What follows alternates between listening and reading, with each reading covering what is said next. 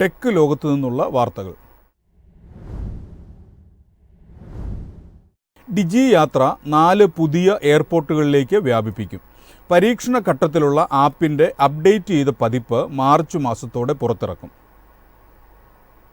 Airport പ്രവേശനത്തിനുള്ള ഇന്ത്യയുടെ biometric അധിഷ്ഠിത mobile ആപ്ലിക്കേഷനാണ് ഡിജി യാത്ര. 22 ഭാഷകൾ ആപ്പിൽ ഉൾപ്പെടുത്തിയിരിക്കുന്നു. കോണ്ടാക്ട് പോയിന്റുകളിൽ ടിക്കറ്റുകളുടെയും തിരിച്ചറിയൽ രേഖകളുടെയും മാനുഷിക മൂല്യനിർണ്ണയത്തിന്റെ ആവശ്യകത കുറച്ചുകൊണ്ട് വിമാനത്താവളങ്ങളിലെ യാത്രക്കാരുടെ അനുഭവം മെച്ചപ്പെടുത്തുക എന്നതാണ് ആപ്പിന്റെ പ്രാഥമിക ലക്ഷ്യം. തിരക്കേറിയ യാത്രാ സീസണുകളിൽ എയർപോർട്ട് ഡിപ്പാർച്ചർ ടെർമിനൽ ഏരിയകളിലെ തിരക്ക് കുറയ്ക്കുന്നതിന് ഈ സൗകര്യം കാര്യക്ഷമമാണ്. ഇന്ത്യയിലുടനീളമുള്ള 24 വിമാനത്താവളങ്ങളിൽ ആപ്പ് ഇതിനകം തന്നെ പ്രവർത്തനക്ഷമമാണ്. ചണ്ഡീഗഡ്, തിരുവനന്തപുരം, മംഗളൂരു, ശ്രീനഗർ എന്നീ എയർപോർട്ടുകളിലാണ് ഡിജി യാത്രാ സംവിധാനം പുതിയതായി അവതരിപ്പിക്കുന്നത്. അടുത്ത വർഷം ജനുവരിയോടെ ആപ്ലിക്കേഷൻ 1 കോടി പേർ ഡൗൺലോഡ് ചെയ്യുമെന്ന് പ്രതീക്ഷിക്കുന്നു. ഇപ്പോൾ ഏകദേശം 79 ലക്ഷം സജീവ ഉപയോക്താക്കളുണ്ട്. കൂടുതൽ വിമാനത്താവളങ്ങൾ ഓൺലൈനിൽ വരുന്നതോടെ സജീവ ഉപയോക്താക്കളിൽ ഗണ്യമായ വർധനവാണ് പ്രതീക്ഷിക്കുന്നത്. News desk MyFin TV. German ആഡംബര കാർ നിർമ്മാതാക്കളായ ഓഡിയുടെ പുതിയ Q7 ബുക്കിംഗ് ആരംഭിച്ചു. 2 ലക്ഷം രൂപ നൽകി വാഹനം ബുക്ക് ചെയ്യാം. ഔഡി ഇന്ത്യ വെബ്സൈറ്റ് വഴിയോ മൈ ഔഡി കണക്ട് ആപ്ലിക്കേഷൻ വഴിയോ 2 ലക്ഷം എന്ന പ്രാരംഭ ബുക്കിംഗ് തുക നൽകി ബുക്ക് ചെയ്യാം. നവംബർ 28 വാഹനം ഇന്ത്യയിൽ അവതരിപ്പിക്കും. 340 HP പവറും 500 Nm ടോർക്കും ഉൽപ്പാദിപ്പിക്കുന്ന ശക്തമായ 3 ലിറ്റർ V6 TFSI എഞ്ചിനാണ് വാഹനത്തിൽ.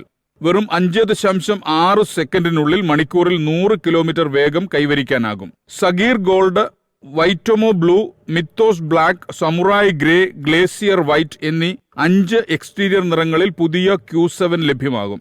ഇന്റീരിയറിന് സെഡാൻ ബ്രൗൺ, സെയ്ഗ ബെയ്ജ് എന്നീ 2 കളർ ഓപ്ഷനുകളുണ്ട്. News desk MyFin TV. Crypto exchange OKX Singapore dollar fund transfer ആരംഭിക്കുന്നു. പ്രാദേശിക ഉപഭോക്താക്കൾക്കായാണ് സേവനം ലഭ്യമാകുന്നത്. Crypto currency exchange OKX Singapore ഡോളറിന്റെ നിക്ഷേപങ്ങളും പിൻവലിക്കലുകളും സിറ്റി സ്റ്റേറ്റിലെ ഉപഭോക്താക്കൾക്ക് വാഗ്ദാനം ചെയ്യുമെന്നറിയിച്ചു. സിംഗപ്പൂരിലെ ഏറ്റവും വലിയ ബാങ്കായ DBS ഗ്രൂപ്പ് ഫണ്ട് ട്രാൻസ്ഫർ സേവനങ്ങൾ സുഗമമാക്കും. പുതിയ ടാബ് തുറന്ന് രാജ്യത്തെ പേ now, fast and secure transfer payment സേവനങ്ങൾ വഴി ഇത് ചെയ്യാമെന്ന് OKX പ്രസ്താവനയിൽ പറഞ്ഞു. ഡൊണാൾഡ് ട്രംപിന്റെ US പ്രസിഡന്റ് തെരഞ്ഞെടുപ്പ് വിജയത്തെ തുടർന്ന് ക്രിപ്റ്റോ കറൻസികളോടുള്ള താൽപര്യം വർദ്ധിച്ചു. അത് ബിറ്റ്കോയിനെ പുതിയ ഉയരങ്ങളിലെത്തിച്ചു. ലോകത്തെ ഏറ്റവും വലിയ ക്രിപ്റ്റോ കറൻസി ആദ്യമായി റെക്കോർഡിൽ $90,000 മുകളിലേക്ക് ഉയർന്നു. OKXന്റെ സിംഗപ്പൂർ സബ്സിഡിയറിക്ക് സെപ്റ്റംബറിൽ സിംഗപ്പൂർ മോണിറ്ററി അതോറിറ്റിയിൽ നിന്ന് പേയ്മെന്റ് ലൈസൻസ് ലഭിച്ചിട്ടുണ്ട്. News desk MyFin TV. Tata electronics പെഗാട്രോണിന്റെ ഭൂരിഭാഗം ഓഹരികളും വാങ്ങുമെന്ന് റിപ്പോർട്ട്.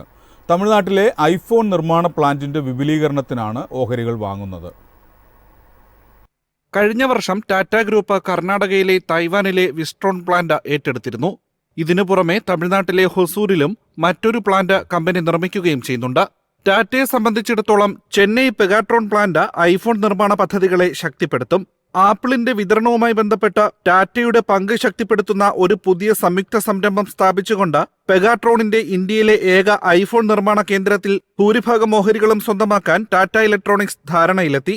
കരാറിന്റെ നിബന്ധനകൾ പ്രകാരം സംയുക്ത സംരംഭത്തിന്റെ 60% ടാറ്റയുടെ ഉടമസ്ഥതയിലായിരിക്കുമെന്നും ദൈനംദിന പ്രവർത്തനങ്ങൾക്ക് മേൽനോട്ടം വഹിക്കുമെന്നും റോയിറ്റേഴ്സ് റിപ്പോർട്ട് ചെയ്യുന്നു. ശേഷിക്കുന്ന ഓഹരികൾ പെഗാട്രോൺ നിലനിർത്തുകയും സാങ്കേതിക പിന്തുണ നൽകുന്നത് തുടരുകയും ചെയ്യും. കരാറിന്റെ വിശദാംശങ്ങൾ പരസ്യമായി വെളിപ്പെടുത്തിയിട്ടില്ലെന്നും റിപ്പോർട്ടിൽ സൂചിപ്പിക്കുന്നു. പെഗാട്രോൺ ഇന്ത്യ ഫാക്ടറിയിൽ ഏകദേശം 10,000-ഓളം ജീവനക്കാരുണ്ട്. കൂടാതെ പ്രതിവർഷം 5 ദശലക്ഷം ഐഫോണുകൾ ഇവിടെ നിർമ്മിക്കുകയും ചെയ്യുന്നു. News desk MyFin TV.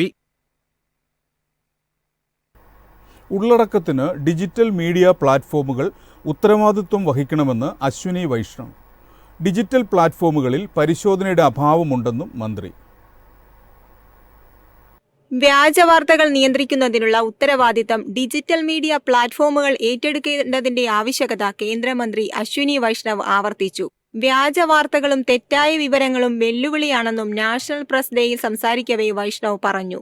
ഉത്തരവാദിത്തമില്ലാതെ ആർക്കും ഉള്ളടക്കം പ്രസിദ്ധീകരിക്കാൻ കഴിയുന്ന ഡിജിറ്റൽ പ്ലാറ്റ്ഫോമുകളിലെ പരിശോധനയുടെ അഭാവം വൈഷ്ണവ് ചൂണ്ടിക്കാട്ടി. ഡിജിറ്റൽ പ്ലാറ്റ്ഫോമുകളിൽ പ്രസിദ്ധീകരിക്കുന്ന ഉള്ളടക്കത്തിന്റെ ഉത്തരവാദിത്തം ആരാണ് ഏറ്റെടുക്കുകയെന്ന് അദ്ദേഹം ചോദിച്ചു.